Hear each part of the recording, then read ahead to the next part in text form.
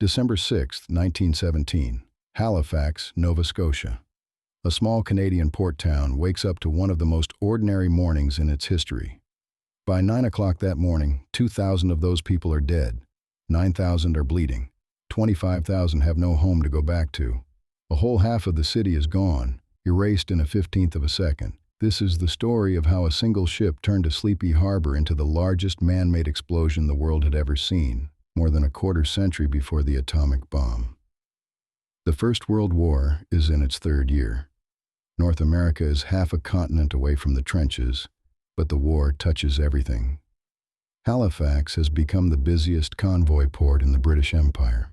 Every week, ships full of ammunition, troops, and food line up in its long, narrow harbor, waiting for safe passage across the Atlantic. The harbor has a bottleneck called the Narrows, a strip of water less than a mile wide.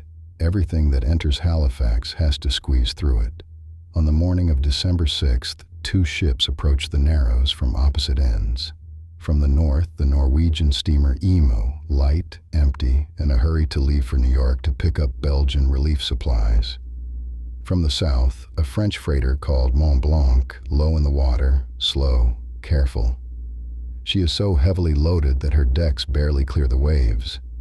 The men aboard her know exactly what she is carrying, and they have not slept well. Mont-Blanc is a floating bomb. In her holds 2,300 tons of picric acid, which is more shock-sensitive than TNT, 200 tons of TNT itself, 10 tons of gun cotton, and lashed to her deck in metal drums, 35 tons of benzol fuel, together almost 3,000 tons of high explosive. She is not flying a red warning flag because the port authorities do not want to advertise the cargo to any German submarines that might be listening. The two ships see each other in the Narrows. Standard rule of the sea, pass port to port, each ship hugging its right side of the channel, but the Emo is on the wrong side, trying to overtake a slower ship behind her. The Mont-Blanc captain blows one whistle, meaning, "I'm holding course."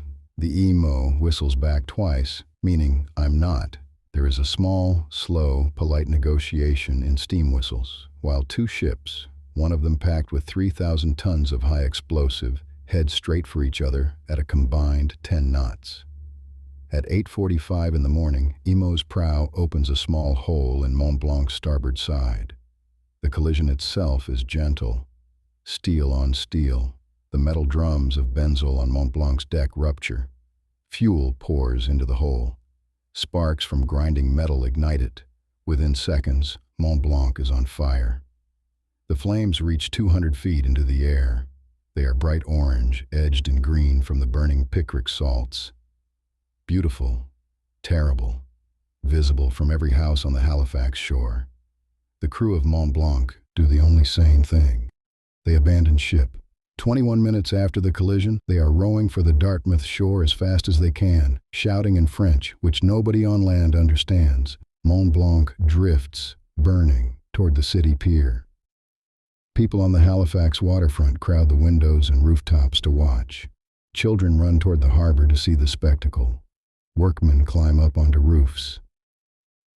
A train dispatcher named Vincent Coleman is at his telegraph key in the Richmond rail yard, hundreds of yards from the pier. A sailor runs into Coleman's office, tells him the burning ship is carrying munitions. Coleman has about 90 seconds to live, and he knows it. There is a passenger train approaching Halifax from the north, 300 people aboard. He sits down and taps out a message. "Hold up the train. Ammunition ship afire in harbor making for Pier 6 and will explode. Guess this will be my last message. Goodbye, boys." The signal travels down the line. Trains stop. Coleman never moves. At 9:04 and 35 seconds, Mont-Blanc explodes. The blast lasts a 15th of a second. In that fraction, the ship, the pier, and everything within half a mile vanish. The water around her is vaporized. A column of fire and debris climbs 3 miles into the sky. 3,000 tons of high explosive, all at once in a confined harbor. Nothing on Earth before that morning had ever released that much energy in a single instant outside of a volcano. It is the largest man-made explosion in history, and it will hold that record for 27 years, until Hiroshima. 650 meters of waterfront simply ceases to exist. The shockwave rips through Halifax at 23 times the speed of sound at its core. Windows shatter 60 miles away. The pressure wave hurls bodies through walls. People standing at windows watching the fire are killed instantly by flying glass. Over 1,000 of them, half of them blinded by the same glass that killed them. A piece of Mont-Blanc's anchor, weighing half a ton, is flown 2 miles inland and lands in a forest. Pieces of the ship rain across the city. A tidal wave, 18 meters high, raised by the explosion in the harbor, rolls up the Halifax shore and washes the Micmac village of Tufts Cove off the map. Vincent Coleman dies at his telegraph. The train he warned stops 15 miles out. 300 people live because of his last 60 seconds. By 9:05, every house within a mile is on fire or flattened.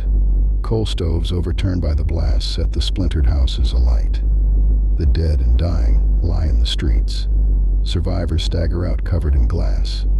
The first hospital in the path of the wave is destroyed, with its patients and most of its doctors inside. The wounded begin walking, blind, toward whatever they can hear breathing. And then, that evening, the sky over Halifax does something cruel. It begins to snow. A blizzard rolls in off the Atlantic and dumps 16 inches on the city overnight. Survivors lying trapped in rubble freeze to death in the dark. Search parties stagger out into the storm in lanterns and find shoes sticking up out of the snow with people still attached. By morning, 2,000 are dead, 9,000 are wounded, 200 are blinded for life, 6,000 are homeless. Half of Halifax is gone. The other half is buried in snow. And the strangest part of the story comes later. Boston, more than 700 kilometers south, hears the news within hours and sends a relief train the same night.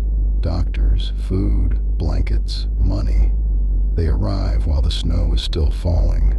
Halifax never forgets. Every December, the city of Halifax sends Boston the biggest Christmas tree it can cut down as a thank you. They have done it almost every year since. The tree that lights Boston Common in December is a 100-year-old apology and thank you note for a morning when a 15th of a second killed 2,000 people in a 15th of a second. One ship, one mistake in the Narrows.